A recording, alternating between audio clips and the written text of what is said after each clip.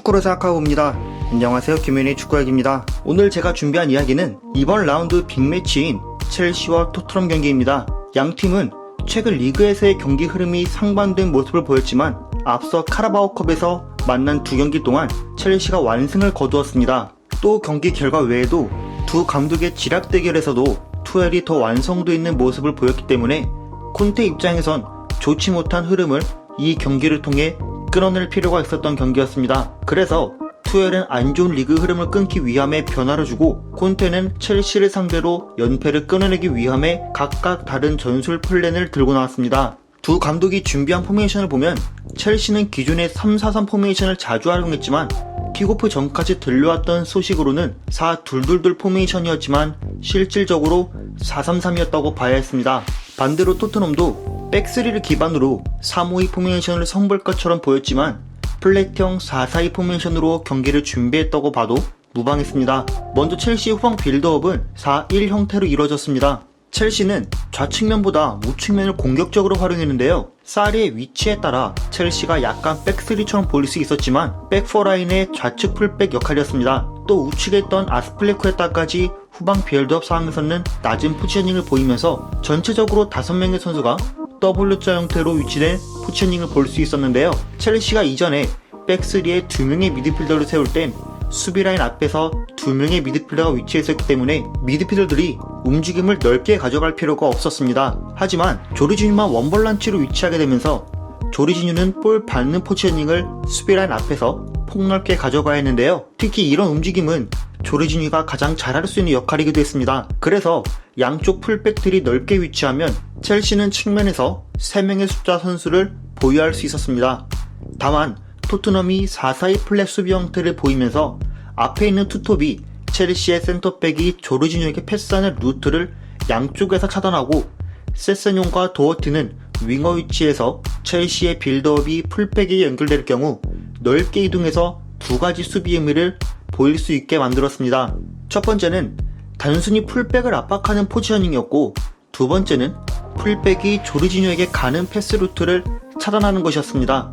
그래서 첼시의 빌드업이 중앙에 위치하는 조르지뉴에게 전달되기보다 반원을 그려 측면에서 측면으로 이동되는 패스 패턴이 많았습니다. 하지만 윙어가 내려와 상대 풀백보다 앞선 상황에서 내려오고 업앤다운식의 패스 패턴을 보일 수만 있다면 조르지뉴가 짧은 시간이지만 자유롭게 빌드업에 관여할 수도 있었습니다. 다시 이야기의 관점을 좌측면으로 보면 빌드업이 좌측에서 우측으로 진행될 때 아스필리쿠에타가 공격적으로 전진하면서 첼시가 우측면을 공격적으로 활용할 수 있었는데요. 우측 풀백이 넓은 위치에서 볼을 잡으니 세세뇽은 대각선으로 이동해 견제하는 움직임을 보일 수밖에 없었습니다. 그래서 윙어였던 지에가 우측으로 아스필리쿠에타가 볼 받는 타이밍에 맞춰 넓게 움직이면 상대 풀백을 또 끌어당길 수 있었고 이 풀백과 센터백 사이 공간으로 마운트가 침투하는 패턴을 자주 보였는데요.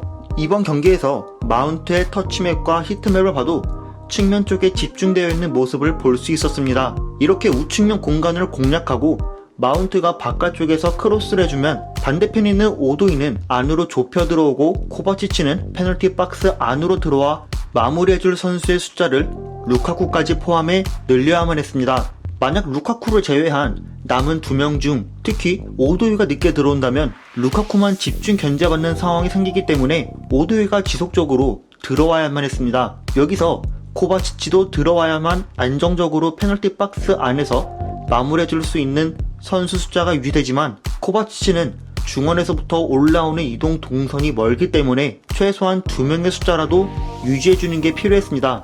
또 투엘은 우측면을 전반전부터 토트넘이 지역 수비를 펼쳤을 때도 수적 우위 상황을 지속적으로 만들 수 있도록 보였습니다.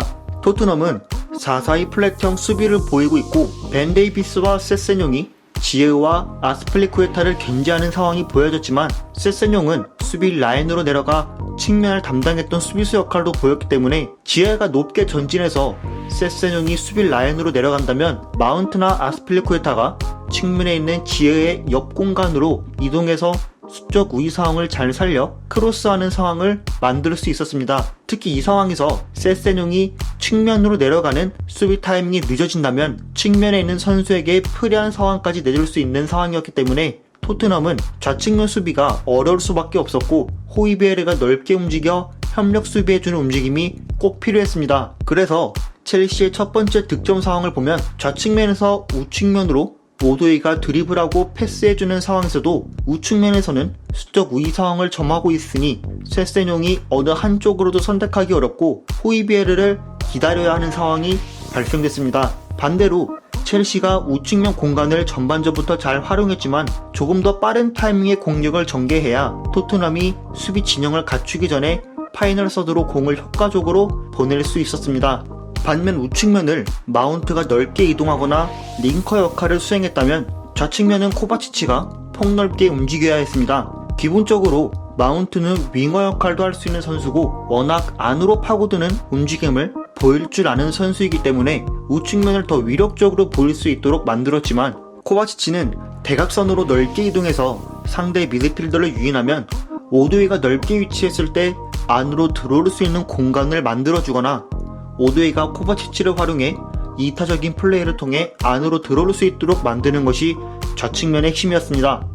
결국 최대한 좌측 공간에서는 오도이가 고립되지 않기 위해 코바치치가 넓게 이동했고 사르가 낮은 포지션까지 보이면서 후방에서의 수비 숫자를 두고 조르지뉴가 기점 역할을 위해 전진까지 해주면서 조르지뉴도 사르 덕분에 상황에 따라 전진해서 기점 역할을 해줄 수 있었습니다. 여기서 사르와 코바치치 그리고 조르지뉴의 터치맵을 봐도 사르는 우측 풀백에 비해 낮은 포지셔닝에서 찍힌 터치맵이 더 많고 코바치치는 좌측에서 넓게 터치한 흔적이 있으면서 조르지뉴는 이선 지역에서 찍힌 흔적들이 있습니다. 반대로 첼시는 수비 상황에서는 4-1-4-1 형태를 보였었습니다. 윙어가 압박을 먼저 시작해 한쪽으로 모는 수비 방식이었는데 센터백 쪽까지 모는 수비가 성공되면 반대편에는 윙어도 안으로 들어와 센터백을 같이 투톱처럼 압박하는 방식이었습니다. 이렇게 되면 반대편에 있던 윙어가 중앙으로 좁혀졌기 때문에 토트넘의 풀백은 자유로워진 상황이고 토트넘이 4-4-2 상황에서 세세뇽까지 넓게 위치해 풀백과 1대1 상황이 만들어졌기 때문에 풀백을 활용해 압박을 풀어낼 수 있는 수비 약점이 있었습니다. 또 이 상황에서 코바치치와 마운트도 전진했기 때문에 첼시는 이 공간까지 수비 범위를 정하고 성공하려는 것이 목표였습니다. 그래서 조르지뉴 혼자 수비 라인 앞을 커버했는데요. 워낙 조르지뉴는 태클하는 위치나 상대와의 몸싸움에서의 약점이 있는 선수이기 때문에 한두 차례 정도 불안했었지만 첼시는 위험 리스크를 잘 감당했었습니다. 오늘 제가 준비한 분석은 여기까지입니다. 유익하게 보셨다면 구독과 좋아요 부탁드립니다. 감사합니다.